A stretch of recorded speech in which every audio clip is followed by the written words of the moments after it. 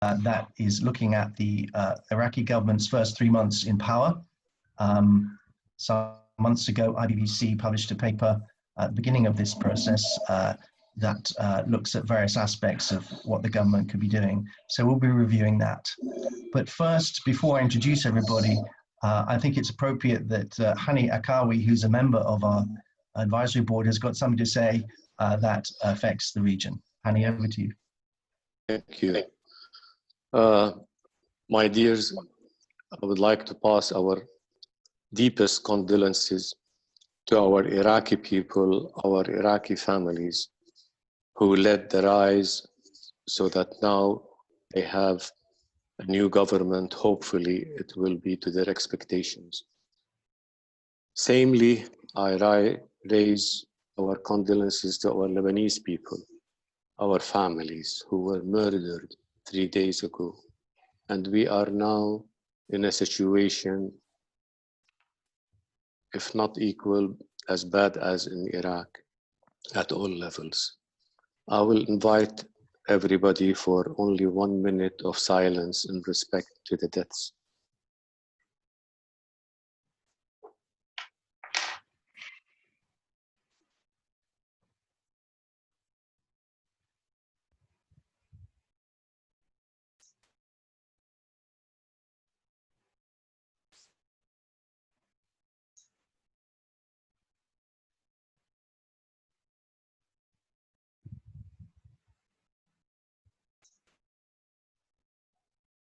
We pray to their souls. Thank you. Thank you, Hani. So just to let you know that we are expecting Dr. Munqith Dagher to join us very soon. He's, we believe, maybe on a call with Iraqi television, amongst other things, but he should be joining us as the lead speaker. But in the meantime, we have an extremely talented and insightful panel with us today. We have well, on my right, I don't know if it's yours, Dr. Rana Khalid, who is Executive Director and Head of Research for Iraqi Forum Policymakers Corporation, former political analyst and columnist on ILAF, the Saudi independent online newspaper, and researcher in Iraqi Forum Policymakers Corporation. Also, she's been a political analyst in the BBC Arabic TV on Iraqi political issues. Thank you, Dr. Rana, for joining us today. Also, we then have Dr. Frank Gunter, who will be well known to IBBC members and is, of course, Professor of Economics at Lee University and author, the lead author of the Advisory Council IBBC report on Iraq 2020, a country at the crossroads. Welcome, Frank. Thank you. In the bottom left corner is Hani Akawi, who is also a member of the Advisory Council, a long-term member of IBBC, and also of CCC. Thank you, welcome, Hani.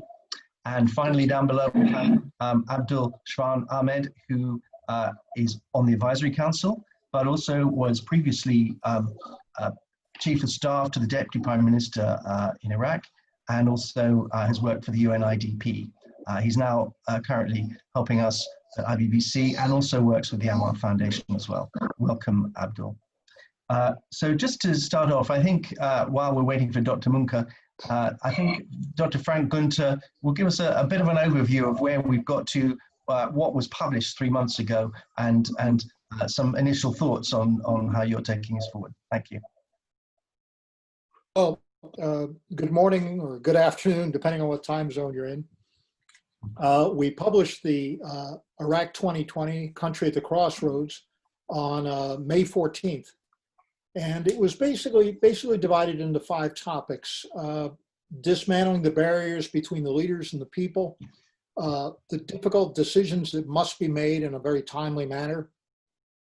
Third was the dealing with the COVID-19. Fourth, creating private sector employment. And finally, dealing with the budget crisis in such a way as to, without endangering economic growth or job creation. I've been looking at the speeches, the news stories, the economic data coming out of Iraq since our report was published. And much of it seems to be concentrating on 2 topics.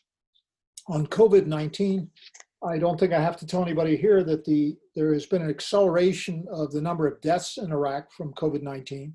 In fact, in 2 months, it has increased by 10 times. The Latest reported deaths is 5,236. Of course, the situation to the east of Iraq and Iran is bad if you look at the official data, and there's the belief that the official data might be understating the true death rate. So COVID-19 has gotten a lot of attention both inside and outside the government. The other of the 5 topics that has gotten a lot of attention is the budget issue. Oil has improved from where it was 2 months ago. What was it yesterday? About Brent blend about $45 a barrel. But as the Ministry of Finance said last week,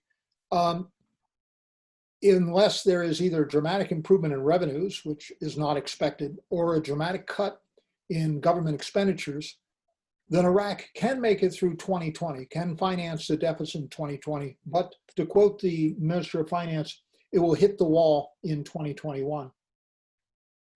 The other big topics, of course, are the election, which has been announced. The next parliamentary election will now be the 6th of June in 2021. The issue is, this has definitely been one of the demands from the protesters that beginning in October in the major cities, but there's a lot that has to be done, especially since they'll be moving from a party vote where you vote for the party to individual candidates in individual districts. The most interesting recent story, I think, is the Prime Minister's speech of 3rd of August, where he said a couple of things. First of all, he talked about the writing of a white paper, comprehensive reform to revive the economy, solve financial woes, activate agricultural industry, and several other topics. As far as I know, this white paper is not available yet, but it should be very interesting as a roadmap to where the new government is going to go. He also spoke about the importance of fighting corruption, of ceasing the flaring of the waste of natural gas, COVID-19, of course, improving security, and something that I think is important to the street, that there would be an investigation and a prosecution of those killers who killed maybe as many as 600 of the protesters in Baghdad and the other major cities. So I think to finish off, it's probably too early to be optimistic, but it appears that the new government is concentrating on what the 7 of us thought were the important topics when we wrote this white paper on the 14th of May. Ashley, thank you. Thank you very much, Frank. I'd like now to hand over to Dr. Rana Khalid, who will be looking very much more at the private sector in Iraq, and she's just recently returned from a visit there. So Dr. Rana, thank you.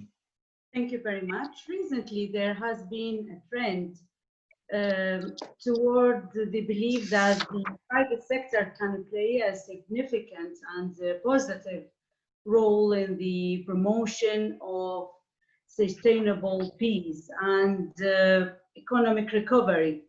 It is argued that the local businesses has a particularly vital role for economic regeneration in peace building.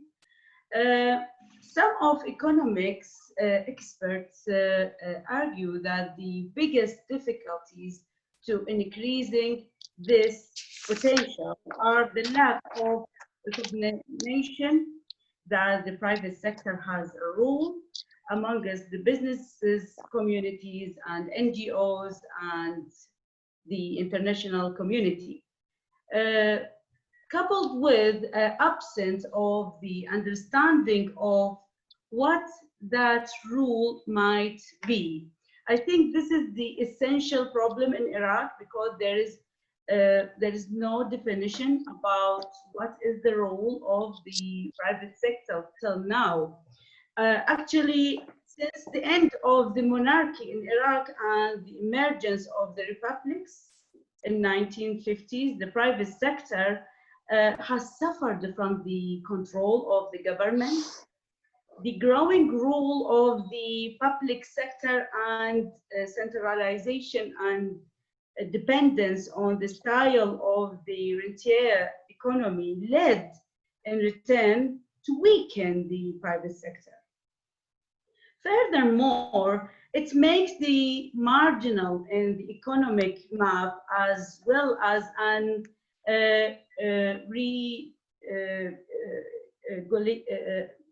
and far from the advantages of the large production and management, marketing, and also investment.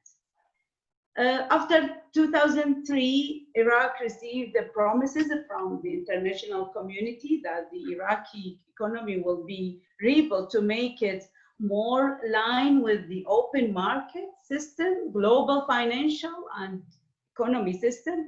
But what happened was that Iraq suffered from what we can call the development traps, conflict traps, and natural resources trap, what we can call it oil curse. But the most important and worst one is the bad governments. Actually, bad governments can cripple a country very easily, especially in Iraq case. Over the past 17 years, there has been strong negative association between the Iraqi government's fragility and economic development. This can easily seen with number, like Iraq is number 17 in ranks 17th in the Fragile State Index out of 178 countries, to be one of the alert countries. In the ease of doing businesses, Iraq ranked 171 out of 190 countries in 2019. And this year, slightly down to 172.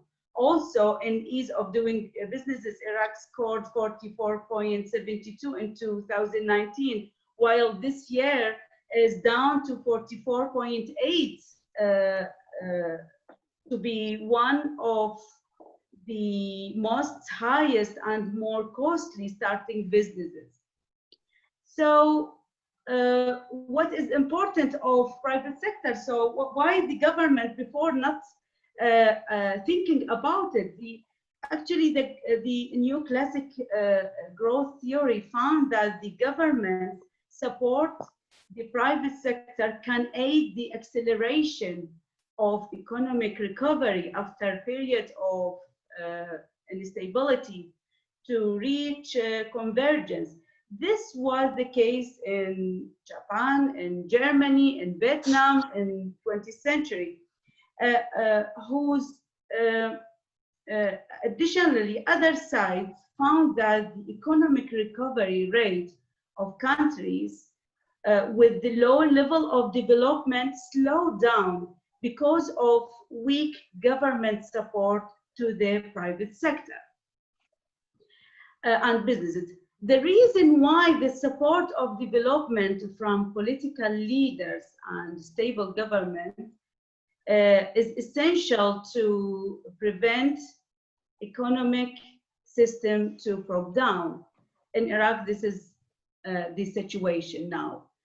Accordingly, the current government in Iraq now has no other choice but to work thoroughly to assess the private sector, especially with the collapse of other possible economic options. What can the private sector offer to the Iraqi government? Private sector can increase gross national product, GNP. Also increase the tax base. The larger the tax base, the less country will have to burden in itself with the debits. Also, a private sector can create employment. The more people are employed in society, the more likely the economy is to leverage its export earnings into domestic multiplier effects, creating positive and the growth feedback loop as well. Also, private sector can encourage to investing in private infrastructure. In the case that foreign enterprises are eager to enter the country, must often to exploit natural resources. This interest may be help and encourage private contributions to public infrastructures and speeding up the usual timetable. Finally, private sector can help to reduce brain drain by offering the employment and making more goods and services available. The private sector can encourage those who might otherwise wish to leave the country, taking their skills with them, and this is a big lose. What happens if this government fails to help the private sector and economy? First, let us remember that in 2019, Iraq witnessed the mass explosion that was unseen of Iraqi history.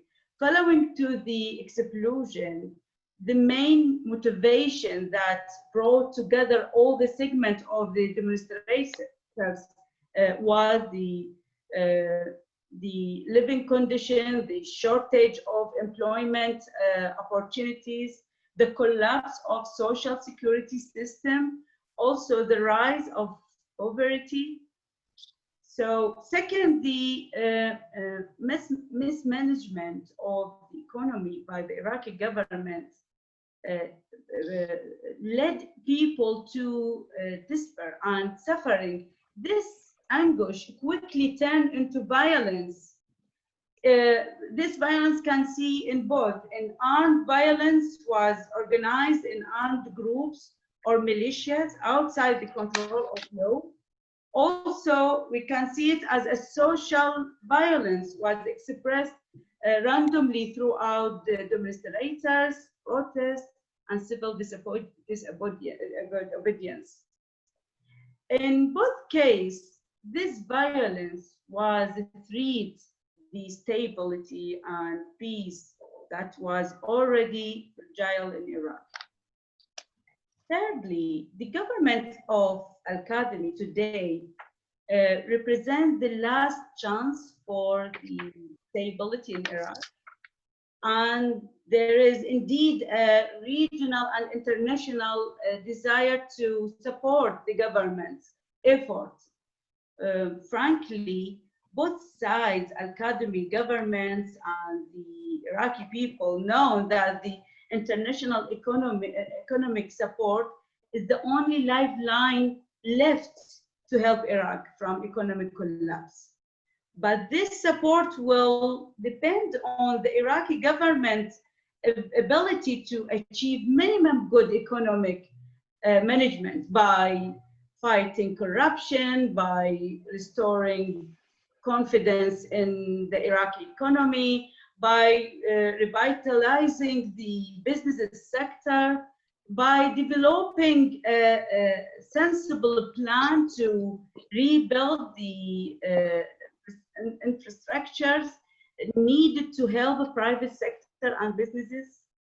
So reforming the private sector in Iraq is the major challenge facing Al-Qadami government, which is fact does not have enough time, not even the Iraqi political parties and elites that enable him to make important decisions. So if the Prime Minister succeeds to create coalition with the financial, industrial, and agricultural elites, this is something that no previous government in Iraq has ever considered. Such an alliance with businessmen in Iraq could be a revolutionary change that restore the political stagnation, which is the main element of instability and conflict in Iraq. From my Dr. point Rana, of view, I think we have to move on to other panelists now, Dr. Rana. Maybe you could come back. That's a very telling point about. please just Yeah. 1 minute. From Sure. my point of view, I believe that the private sector can save the country. Recently, I visited Iraq, as I said to you, and yes, I noticed that large number were become more hopeless and dejected. But from other side, several young people, whether entrepreneurs, academic or businessmen I met, are still optimistic, and they have innovative idea in the field of investment, economic and industry, and they are the heart that is still alive and which must be taken care. They are the pure seeds that can bring the life back to the Iraqi economy.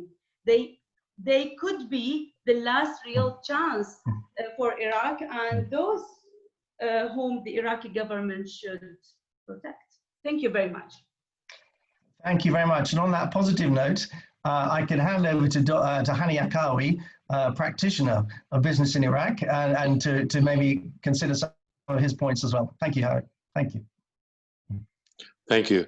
I would like to compliment with Dr. Rana's talking about the private sector, because I believe, again, it is the most important title, perhaps, for Iraq and for our session today. We all know that the budget of Iraq, almost 80% of it goes to the salaries and the benefits. Almost all the Iraqi people are employed by the government of Iraq.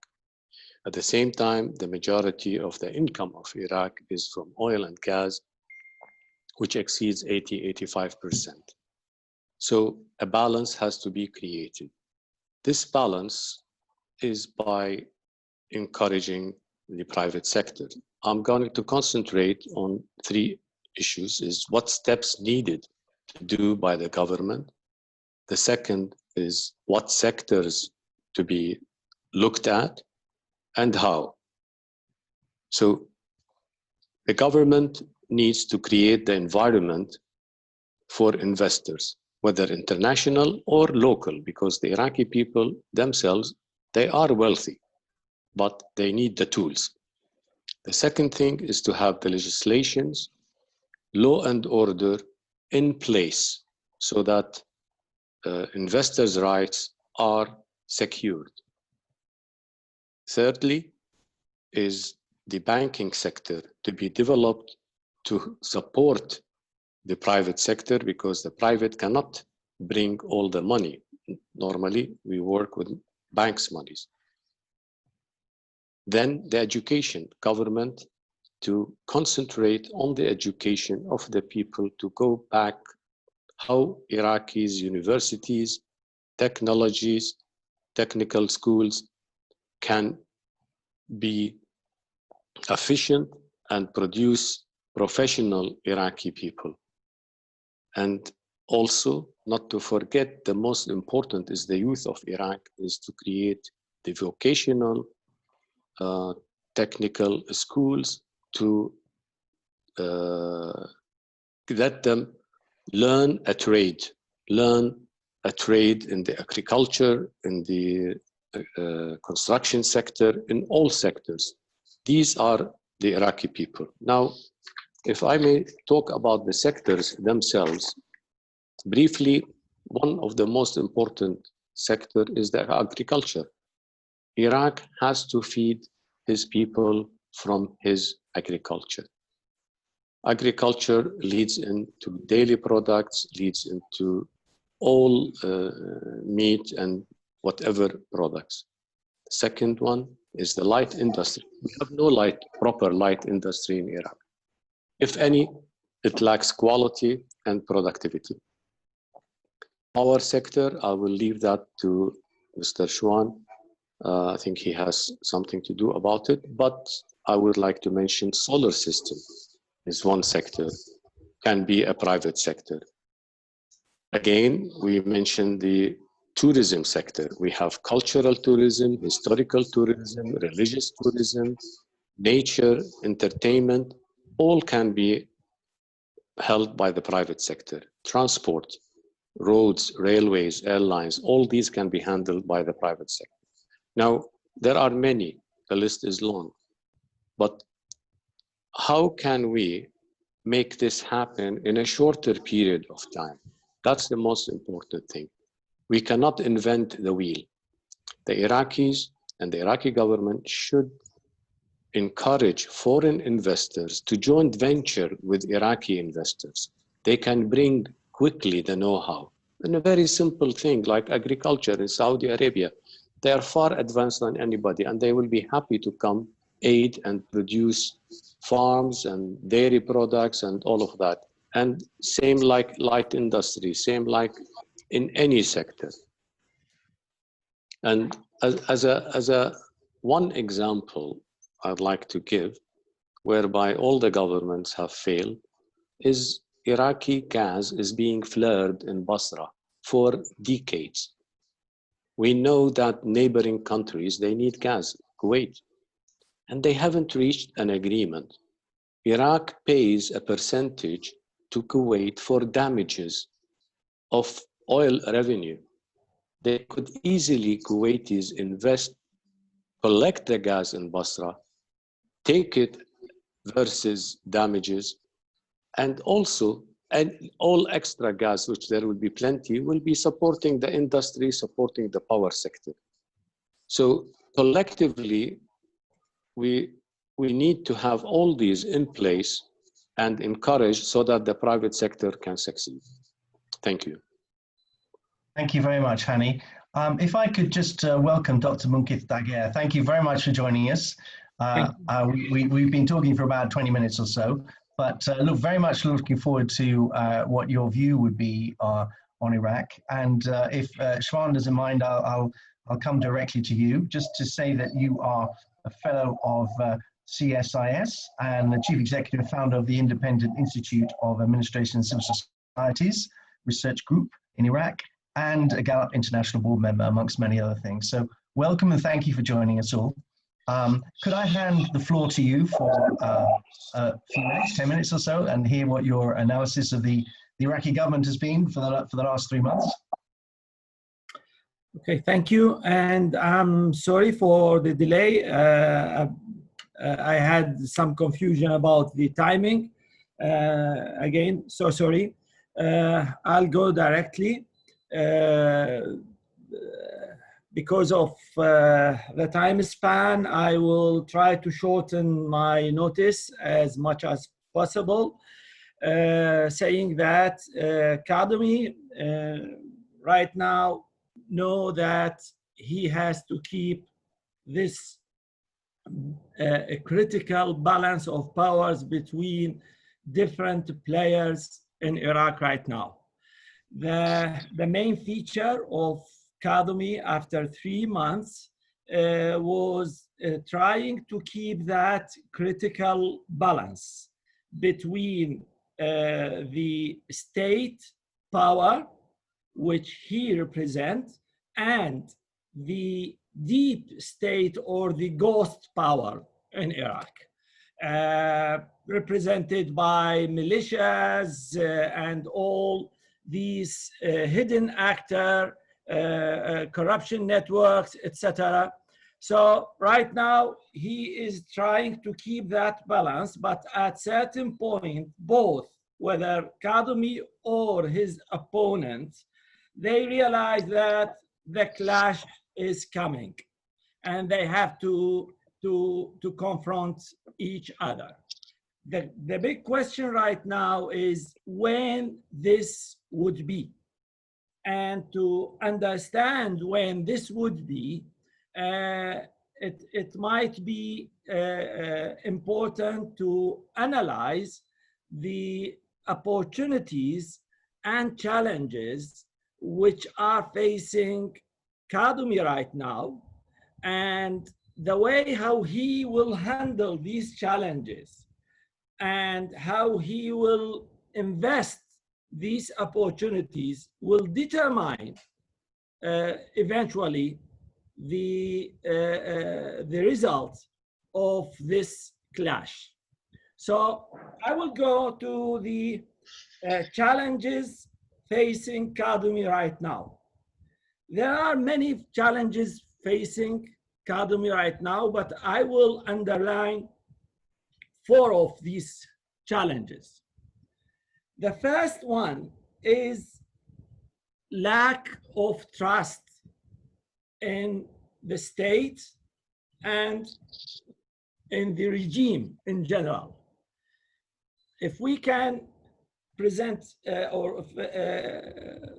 can we please present the first slide of my presentation?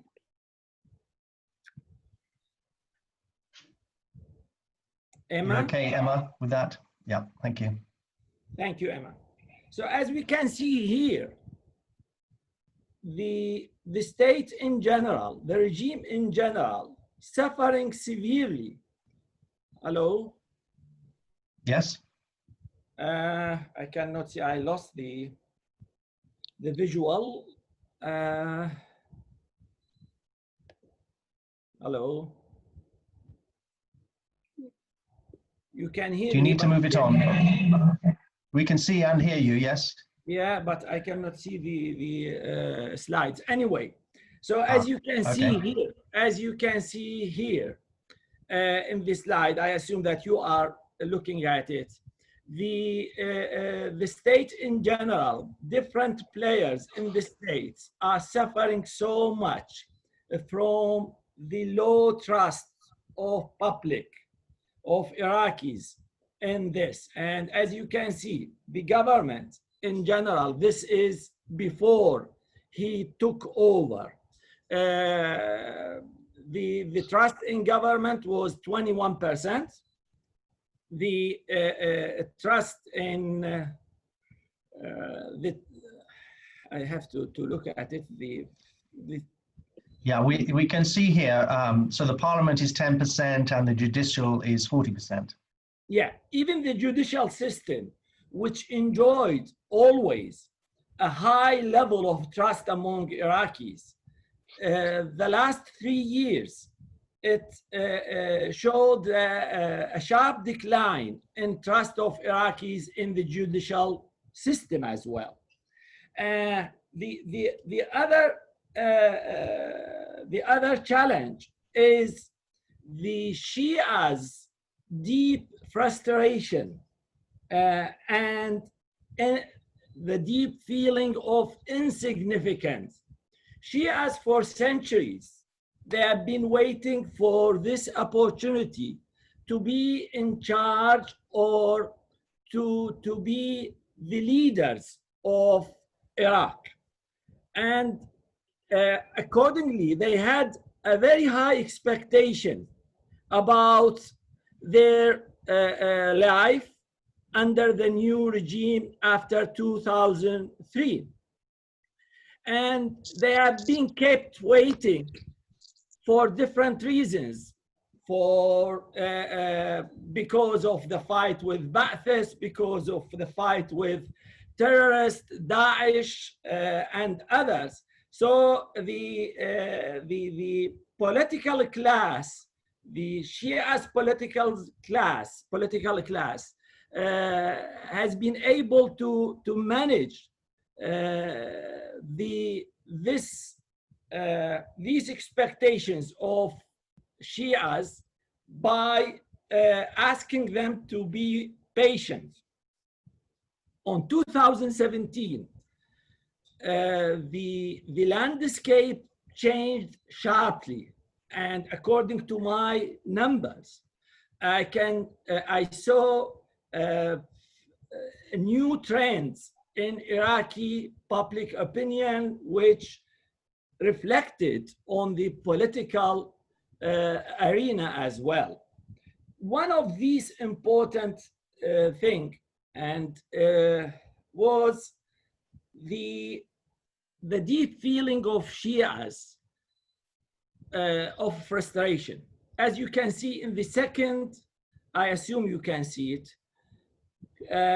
in the second slide. Yeah, we can see the percentages of the Shia, Sunni, and Kurd, yeah.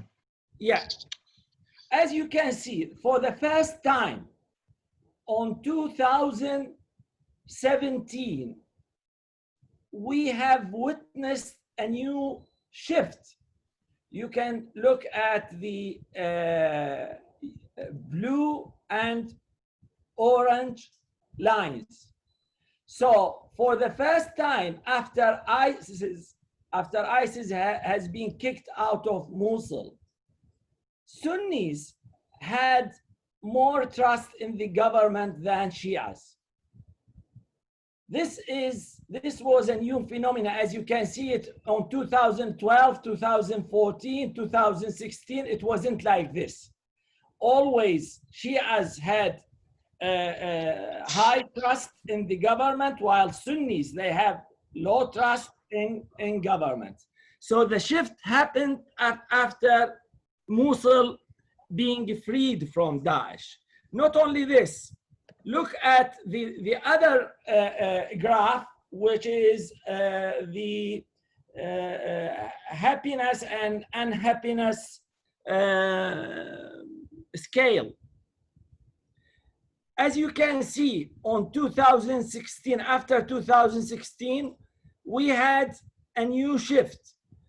Sunnis started to be more happy than Shias and Kurds.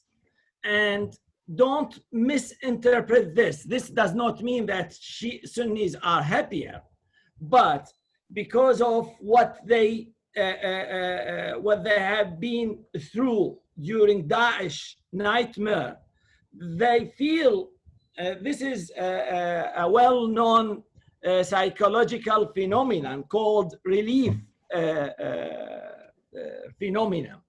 So they felt happier than they actually feel.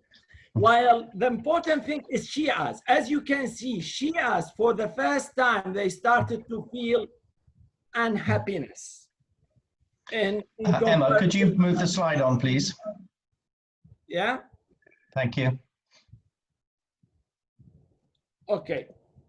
So this was the second challenge. So we had a very anger streets, Shia streets against the government. And this was really a challenge to Al-Qadumi. The third challenge is the multiplied economic shock. And I will not speak Next about slide, please. Hello? Yep, thank you. You can hear me? Yep, sorry, I was just moving slides on. Sorry. Okay, no, just wait now for the fourth slide is not coming yet. I cannot control the slide. So going back to the third challenge, the third challenge facing Qadumi is the multiplied economic shock. And I won't speak about this because I assume everyone knows about the coronavirus, the oil prices, and what the reflection of that on Iraq economy. So I will skip that challenge. And the fourth main challenge facing Qadumi was not being part or not being a member in any big political party, which this was one of the main weaknesses of Adil Abdel Mahdi, because he has no block in the parliament, so he had to accept a lot of trade-offs in the parliament. Qadumi faced the same thing. He had no political bloc in the parliament which can support him. So these are the main. Of course, there are a lot of others, a number of others challenges, but I will satisfy with this. Going to the opportunities, the challenges which are facing Qadumi. At the same time, they are the opportunities for Qadumi government. And if he invests these opportunities, I think he will be in a great position to make a real difference in Iraqi future. So what are these opportunities? We addressed I spoke about the anger of Shias. This can be invested because Kadhimi has been seen by the people, by Iraqis, as not part of the political class.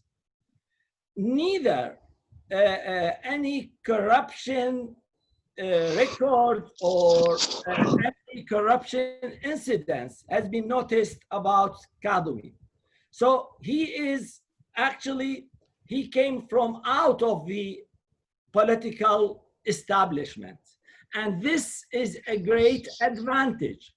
The second advantage of Kadhimi, he has not been known as a close friend to Iran. And as you know, one of the main slogans for all, for the uprising, the October uprising, was to oppose the Iranian influence in Iraq. So according to the last poll, which I will release now, today, the last public opinion survey I did and finished just a few days ago about Kadhimi after 100 days in the government. Kadhimi enjoyed the highest ever favorability among Iraqis in comparison with all other prime ministers.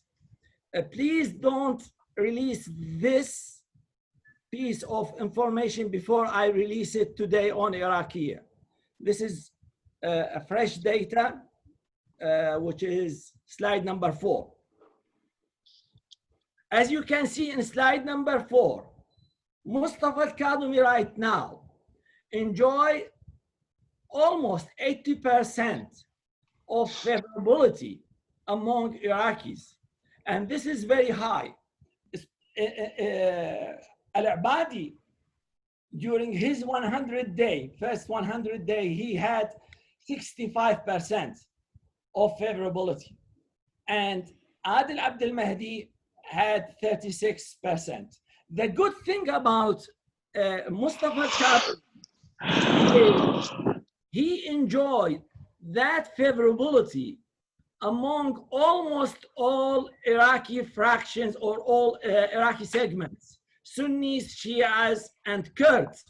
Yes, Kurds, among Kurds, he has lower, but still he enjoyed more than 66% among Kurds. So there is a national agreement on, or national approval for Mustafa al-Kadhimi because of what I just mentioned. The other opportunity for al-Kadhimi was not being, as we say, that not being a member in any party can be a challenge, but it is also an opportunity. Why is that? Because according to all our polls, which we did since 2003 till now, the highest ever support for any party was 10%. So not being part of any party can be also a good support, popular support for Kadhimi. The third opportunity is the sharp decline in the shadow or ghost state players. I mean the militias in general. As you can see in slide number 5. In slide number 5, this is the the favorability of the most favorable militia. I will not name it for security reason, but this militia enjoyed 66% among Shias on 2017. 66% support. Right now, it's 9%. Number 6, slide number 6. The PMF, even the PMF, which always since 2014 enjoyed a very high favorability. As you can see here, on 2017, there was 93% of Shia who believe that the PMF can improve the situation in Iraq. This is declining, and it has been declined since that time. Right now, it's only 40%. So, and if we go to number 7, slide number 7,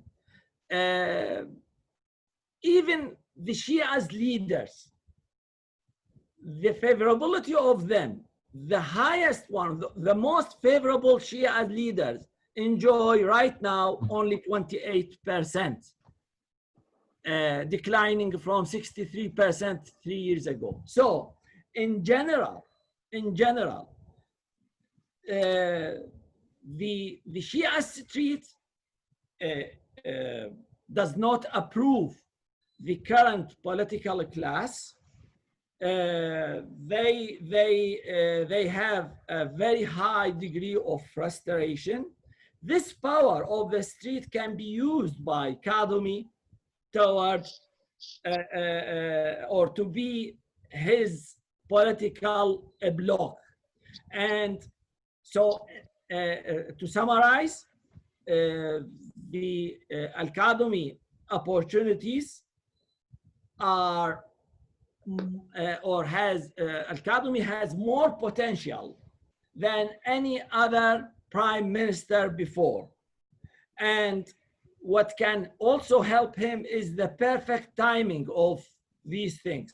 The perfect timing came because the lack of leadership among Shia's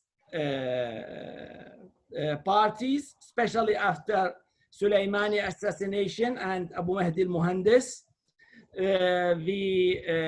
Iran has the lowest influence, the lowest ever influence since 2003 because of the economic sanctions and because of the pandemic in Iran.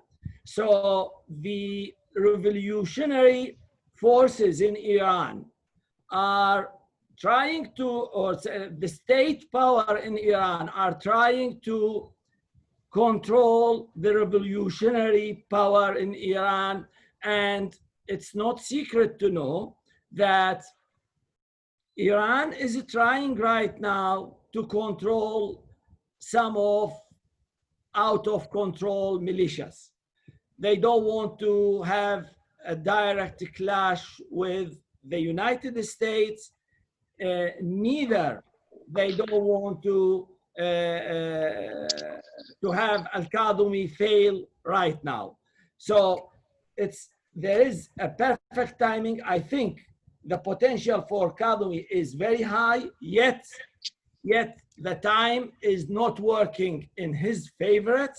If he don't use this opportunity within the coming few months, he will lose it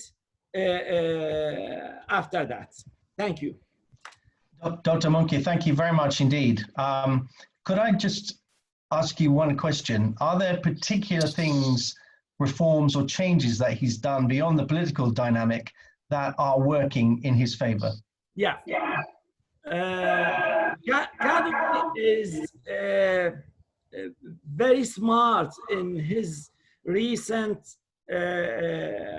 actions or behavior.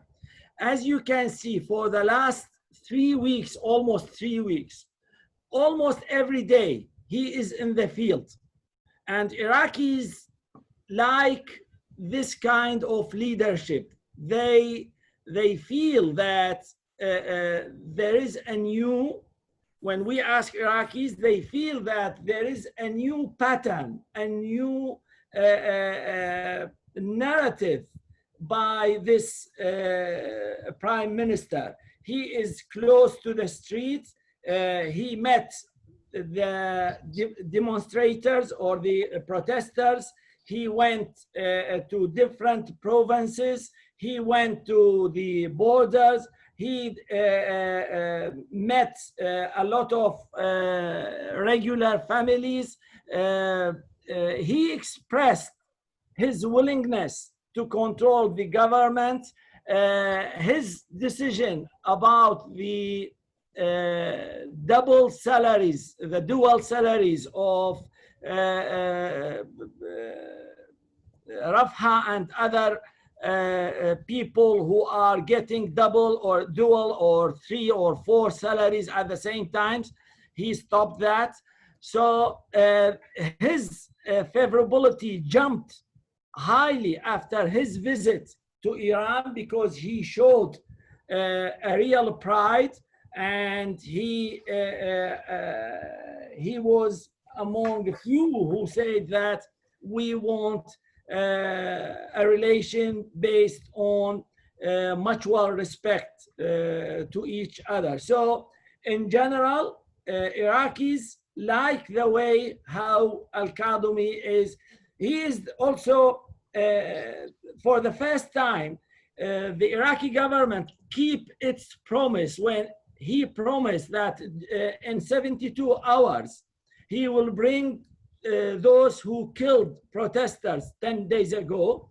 And he kept his promise. After 3 days, he presented these criminals, and right now they are in the court. So in general, Iraqis can notice that this is a new pattern of leadership. I would like to just thank you very much, Dr. Munqith. I'm sure this is going to raise a lot of interesting questions. I'd briefly like to go to Shwan Ahmed, if that's all right, Shwan. If you'd like to talk briefly about the electricity and power sector, which I believe you think is a big opportunity for the private sector in. You might need to unmute yourself.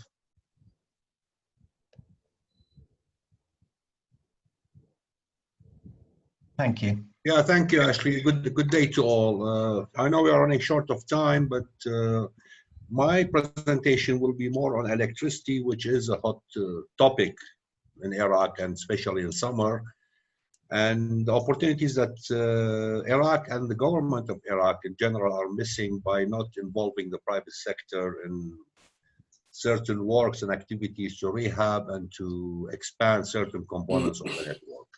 As you know, it's summer, it's temperatures are high, mid boiling point, electricity outages are more than 12 hours a day, that's 50% of the day. People are protesting, frustrated, and accusing the government of not being able to solve this chronic problem. Now, if we look at it generation-wise, generation figures in Iraq went up from 12.3 gigawatts in 2014 to 16.4 gigawatts in 2018. And this is according to International Energy Agency figures. Today, available data suggests that Iraq is up to power generation of about 19 gigawatts. So things are happening on that front. But the problem is generation is only one part of the national grid. Other parts, and the main problem is that about 40% of power injected to the national grid is lost in transmission and distribution networks because of aggregate technical, commercial, and collection losses. Why are these losses? Mainly is because of lack of maintenance and upgrade, theft. I mean, you have aluminum overhead conductors and you have copper cables. These are of value worth stealing. Sabotage, of course, resulting from terrorist activities, and population growth and consumer growth and inability to serve a growing number of consumers. And then there are non-technical losses, metering errors, meter readings, and so on. And of course, famous corruption is all over the place. Now, what complicates the matter more is that illegal connections to the grid and inability of electricity departments to impose a reasonable tariff system, so consumers start paying for what they should, for the service they are receiving, and rationing their consumption. Now, if we leave the transmission part again aside, and this is because the GE and Siemens and others are taking care of it, and focus on the distribution network, just think of how much manpower is needed to do the job in a city, in the governorate of Baghdad, of a population of actually more than 7 million people. We are talking about, if a shy estimate of the manpower needed to rehabilitate distribution networks in Baghdad only, rehab them and expand them to cover the actual needs, we need about 350 to 400,000 man days. And I think it's even more than that. This means skilled and unskilled laborers, direct and indirect employment. And then we end up improving the electricity situation, creating jobs for the unemployed, involving the private sector as we should. And the government, of course, makes a cut out of it by imposing taxes on these private sector firms. So it's a win-win situation. Is it doable? Yes, it's doable. The job does not require sophisticated skills or high-level technical skills. It requires certain skills, but it more requires good management, project management practices. Now, this is only Baghdad.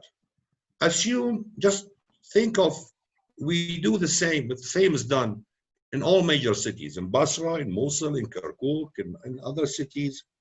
Just imagine how much employment and job opportunities will be created. And of course, the upgrade of the network will reduce losses, technical and non-technical, and improve the power situation and reduce outages, power outages. Now, then comes the issue of metering.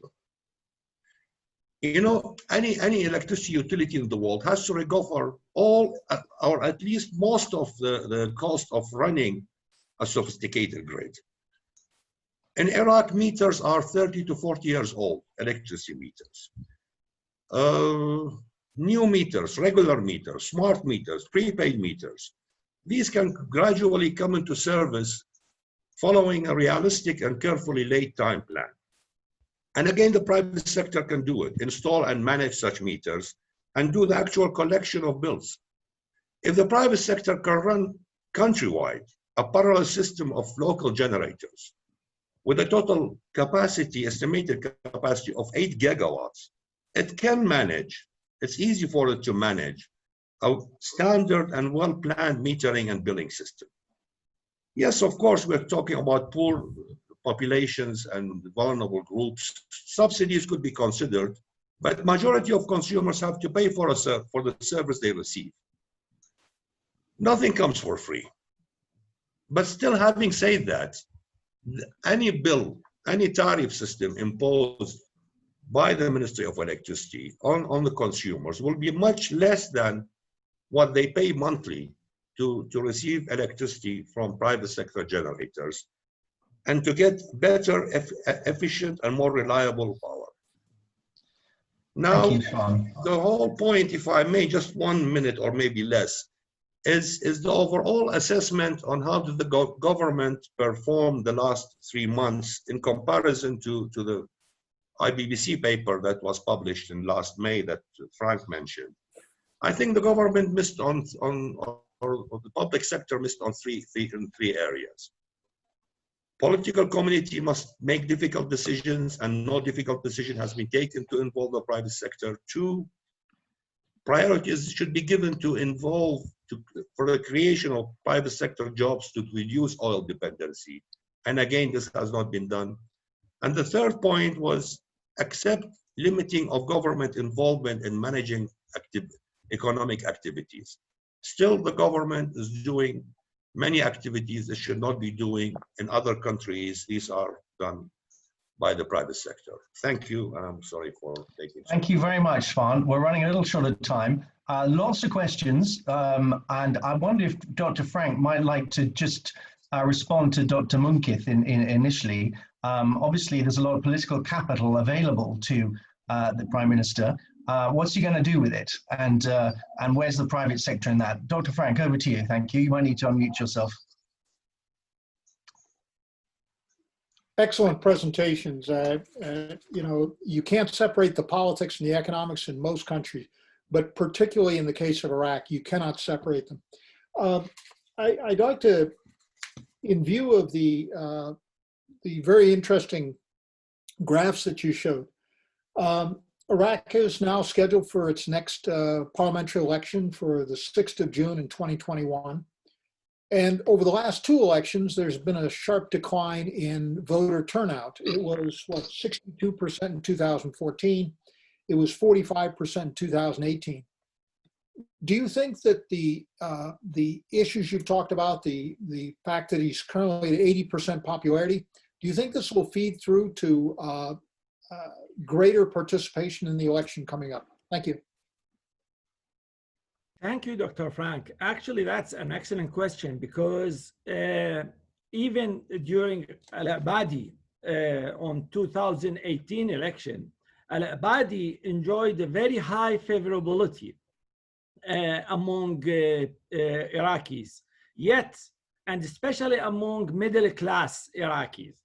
And yet the turnout was a catastrophic, had a catastrophic effect on election. I think Al-Kadhimi right now, he realized this, and this will be a challenge. Of course, he will not, as he mentioned, he will not nominate, but I think Al-Kadhimi right now is trying by controlling the deep state, by controlling the out of state power. He is trying to control this power to provide a hope for Iraqis for change.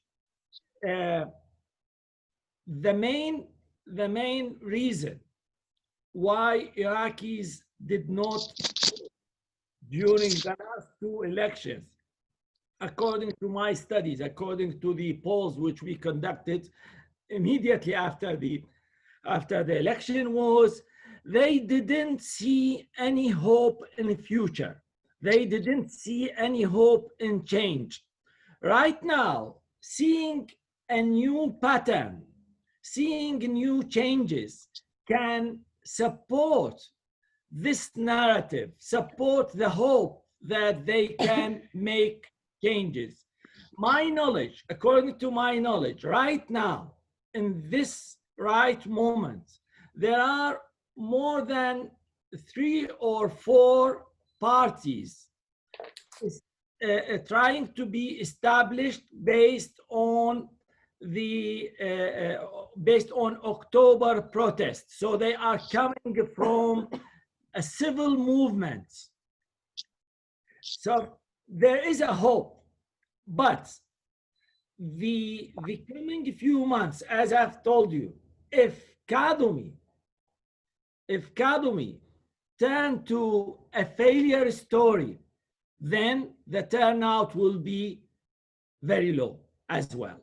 But if Kadhimi prove that he can change something in Iraq, by the way, Iraqis does not need significant changes. They just need to see a light. They just need to see a hope. and no one can expect, according to our surveys, no one expect strategic changes made by, or which could be made by Kadumi, but they need to see a real start, a real new beginning. Thank you. Hani, is there anything you'd like to ask or say in particular in response? Well, I think, as everybody agrees, there should be a belief in Iraq and in the development of the private sector. There should be a will. There should be a belief in the new generation to give innovation and should encourage investments. Iraq people should have the choice, this choice, rather than keep begging for foreign loans and put future generations into debts. This is not a choice. Iraqi people deserve better, and it can happen if we all and the Iraqis have the will. Thank you. Thank you. And Dr. Rana, anything you have picked up and would like to observe or question? Thank you. I agree with Dr. Munqith Dagher about what he said. The main power element in this government is the personality of the Al-Kadhimi itself, and this personality can do much to at least restore the trust. But also I go with what Mr. Hani said, that this government needs to concentrate on the private sector and to the investment. This is the only way to survive, because the political issue in Iraq is very complicated and the security issue is unsolvable, and it needs regional and international support. So what Kadhimi can do now is to concentrate on what is in his hand, which is the economy. This is the point of power can change everything. Thank you. Thank you. Shwan, would you like to comment? I know you're a big advocate for the private sector and you've outlined a really strong, simple solution that would work. Well, yes. I mean, I think we all agree that the private sector is the solution. I mean, Iraq cannot keep on engaging all its population in the public sector. It's impossible. So we need to create a private sector that can absorb all this workforce, diversify the economy, get away from oil-driven revenue, and create jobs for those who are dissatisfied, and do the job in a better way that the public sector has demonstrated it's not successful in doing after not 10 or 20 years, but for more than 50 or 60 years. The public sector has not been able to deliver. The private sector is a solution. Thank you. Munqith, I would like to also ask directly that, do you think the government has the appetite to not just take on the dark state, or as you call it, but also to challenge the state itself as being the dominant factor to allow the private sector to breathe? Yes, I think the willingness is there, yet the challenge is very high. Corruption still one of the main challenges facing the government. What I can see from Al-Kadhimi, I can see the same pattern I saw in his administration to the INS, to the Intelligent National Service. He was quiet, but he changed significantly after the first year. So the way how I can see it right now, he started with changing very important jobs or very important titles in the government. The security advisor, the national security advisor, the national security minister. He also changed the Iraqi network, the media network. He is trying to make significant changes in the state to enable himself or to give himself a good support when he decides to make more risky changes in the state. So I can see that he is preparing himself to do that. This will take a few months. This is why I'm saying that I think sincerely that the coming few months are so crucial in the future of Iraq. Thank you. Thank you very much. And if I could just end with Dr. Frank, who'd like to maybe sum up a little bit and leave us with any thoughts that you've come with. I appreciate it. Thank you. I guess my biggest concern is the matter of time, which several of the speakers have referenced. Iraq faces the budget crisis by using some of the reserves of the central bank, by borrowing the most they can from the international organizations, by sweeping up some of the money held by the SOEs and the ministries. They can cover their deficit. Their deficit is an estimated 20% of GDP, not government spending, GDP, one of the largest in the world. They can cover their deficit this year. But having exhausted those possibilities in 2020, the Ministry of Finance is right. Unless there are fundamental changes in the revenue side, which I don't see happening, higher price of oil, or the expenditure side, then Iraq hits the wall in 2021. Dr. Rana, you know, the issue of the employment, what is the unemployment rate in Iraq right now? Nobody knows, but a good estimate is that 80% of the young men in Baghdad are either unemployed or underemployed. 40% of the college graduates last year were not able to get jobs. We've now gone 3 years when the government has not been a big employer, where you just have the steady increase in the number of unemployed and underemployed young people. How big is it? Roughly, it's growing by about 300,000 a year. So these problems are not only serious and deep problems, but there's not a lot of time. The budget problem has to be solved within the next year. And probably there's only a year or two before it's politically destabilizing to have this sharply growing population of unemployed young men. So I thought I'd end on a very cheerful note.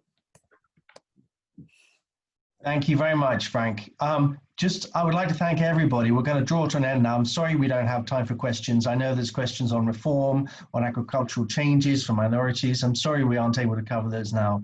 But I'd firstly like to thank Dr. Munqith Dagher very much for coming on board, sharing that, what is confidential for at least another day, I think, insights into the polling and popularity of the government.